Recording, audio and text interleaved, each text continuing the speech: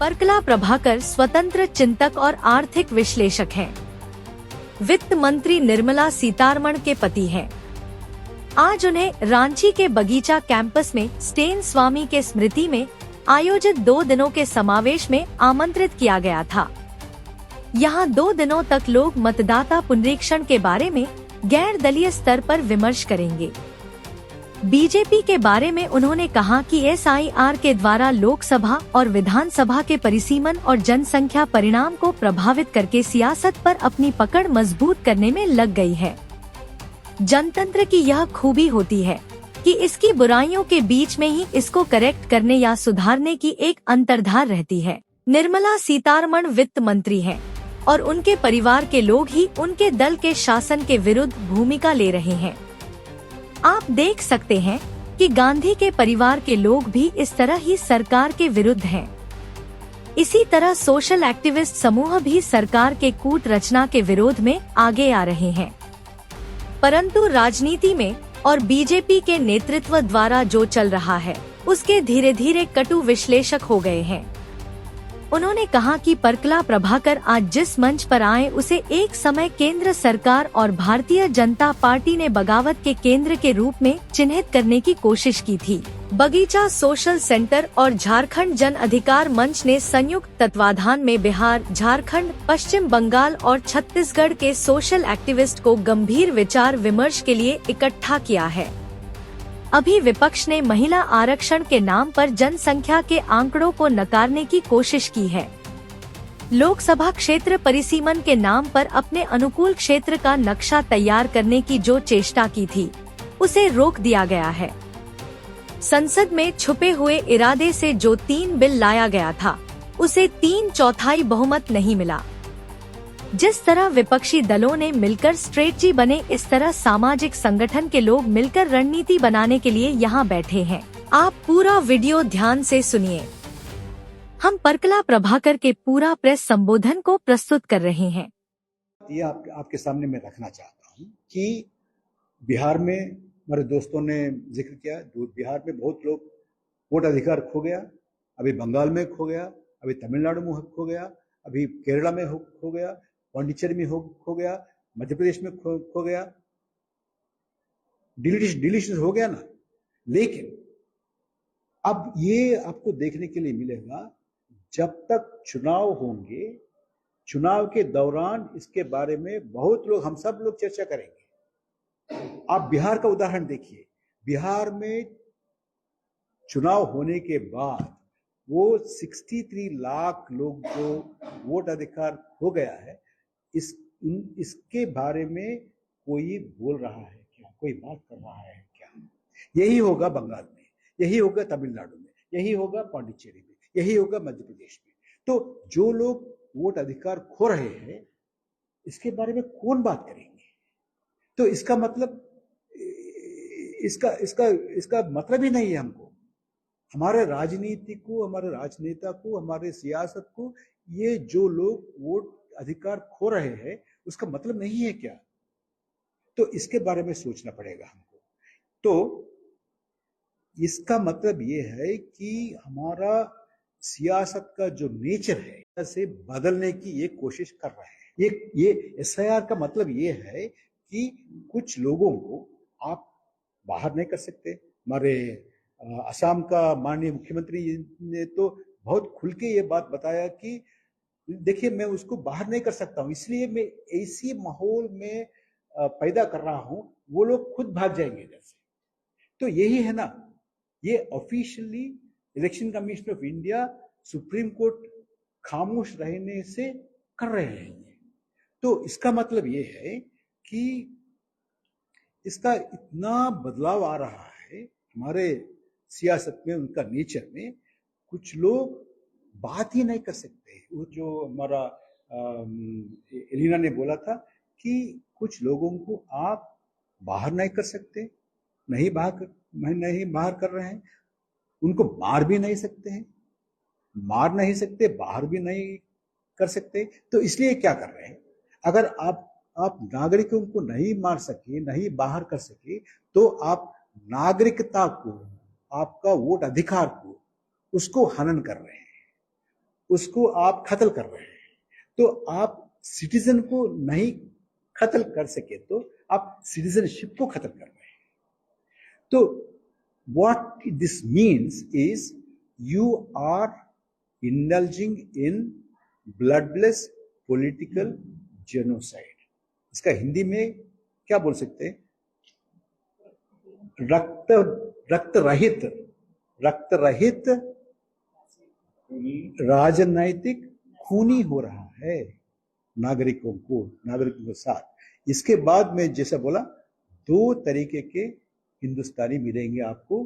एक हिंदुस्तानी के पास वोट होगा, एक तरफ हिंदुस्तानी के पास, एक तरफ हिंदुस्तानी के पास वोट नहीं होगा। धन्यवाद।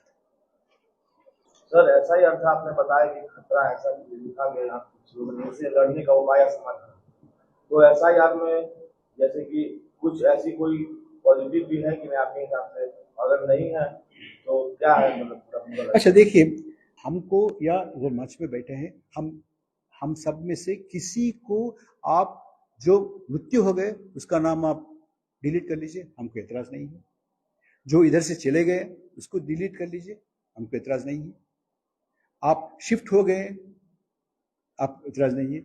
आप अगर आपको एक विदेशी मिल गया, ठीक है, छोड़ दीजिए, हमको एतराज कहाँ। लेकिन ये क्या कर रहे हैं?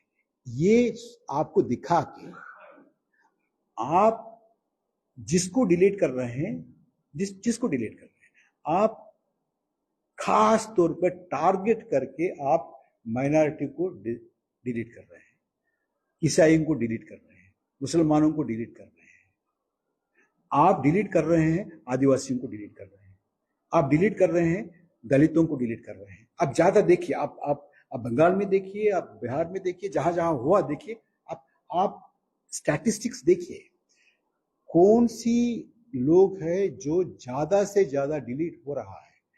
मुस्लिम लोग डिलीट हो रहा है, ईसाई लोग डिलीट हो रहा है, आदिवासी लोग डिलीट हो रहा है, दलित डिलीट हो रहा है, और गरीब लोग हैं ना, वो उनके पास कुछ कागज नहीं है, वो कुछ बात नहीं कर सकते हैं, कुछ दफ्तर में कुछ भी आप लिख के नहीं दे सकते, कोर्ट के पास नहीं जा सकते, उन लोगों का डिलीट हो रहा है। और इसमें से ज्यादातर महिलाओं को डिलीट हो रहा है।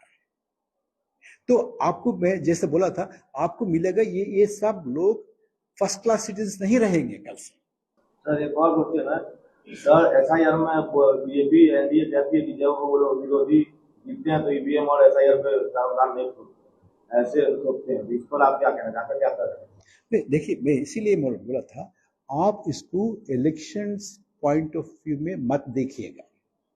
इलेक्शन आप देखिए, हमारे जैसे लोगों को अगर एक पार्टी जीता, एक पार्टी हारा, हमको क्या मतलब है इससे?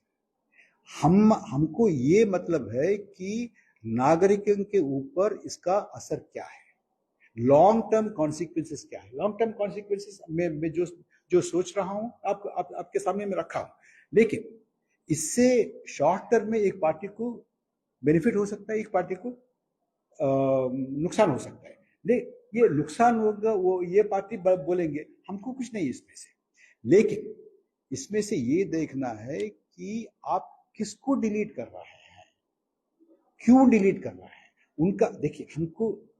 और एक चीज आप देखिएगा, हमको, हमारा सिस्टम यह है कि अगर आप महिला या पुरुष, अगर आप इस धर्म का है, उस धर्म का है, अगर आप ये भाषा बोलते हैं, वो भाषा बोलते हैं, अगर इस प्रांत का है, उस प्रांत का है, छोड़ दीजिए। अगर आपका उम्र 18 साल है, आप वोटर हैं, आप टैक्स दिया नहीं दिया, आप पढ़े या नहीं पढ़े, आपके पास डिग्री है या ना है, नहीं है, उसका मतलब कुछ नहीं है ना हमारे इस मुल्क में। अगर 18 साल है आप उम्र का, तो आप वोटर हैं। तो इसका मतलब यह है, आपका वोटर लिस्ट में जो नाम है उसका कुल मिलाकर उसका नंबर क्या होना चाहिए? 100 होना चाहिए ना। अगर 99 है तो ठीक है, एक छोटा सा गलती हो सकता है, ये भी नहीं होना चाहिए, लेकिन आप बर्दाश्त कर सकते हैं। लेकिन 100 से अगर वो 70 में उतरा है, इसका मतलब क्या है? इसका मतलब ये है, आप जानबूझ करके आपने टारगेट करके कुछ लोगों को आपने डिलीट कर दिया। तो इसके खिलाफ हम खड़ा होना चाहिए। इलेक्शन कमीशन ये बात नहीं सार्वजनिक कर रहे हैं, आपको मैं बताता हूं। ये है वो बात कि इलेक्शन कमीशन मैनुअल में वेरी क्लियरली लिखा हुआ है, स्पष्ट लिखा हुआ है कि अगर आप वोटर रोल रिवीजन करना है तो 2 क्लॉजेस है उसमें। एक क्लॉज है कि वार्ड सभा और ग्राम सभा आपको आमंत्रण करना चाहिए और लिस्ट लेना चाहिए। देखिए एलिना है क्या? एलिना है तो रखिए, पर काला नहीं है तो काट लीजिए।